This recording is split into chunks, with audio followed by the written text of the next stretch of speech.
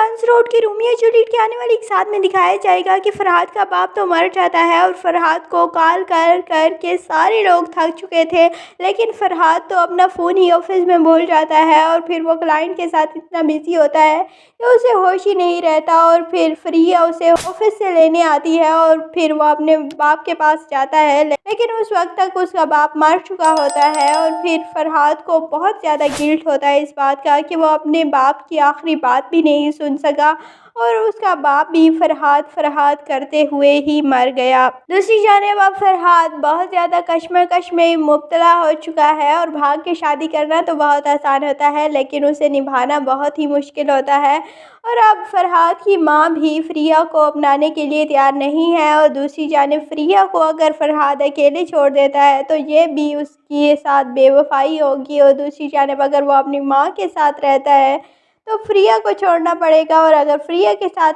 रहता है तो अपनी माँ को छोड़ना पड़ेगा, जो कि वो नहीं छोड़ना चाहता क्योंकि उसकी माँ अब बिल्कुल बेसहारा हो चुकी है। और दूसरी जानिब जो उनका बहनोई है वो भी इंतहाई अकड़ू किस्म का इंसान है और वो हर चीज़ पर कब्ज़ा करना चाहता है, और इसी वजह से ही फरहाद का बाप बहुत ज़्यादा परेशान था। और फरहाद के बाप की एक बात मुझे बहुत अच्छी लगी, जो कि वह कहता है कि तुम नौकरियां कर कर के सारी ज़िंदगी अपने जूते घसीट लोगे, लेकिन तुम्हें कभी भी कोई इज़्ज़त नहीं मिलेगी, और जो बंदे की अपनी मर्ज़ी और जो इज़्ज़त अपने कारोबार में होती है वो कभी भी नौकरी में नहीं होती। हालांकि पाकिस्तान में बहुत ज़्यादा नौकरियों का रुझान है और नौकरी वाले इंसान को बड़ा समझा जाता है, लेकिन मेरे ख़्याल से कि कारोबार में ज़्यादा बेहतर रहता है इंसान।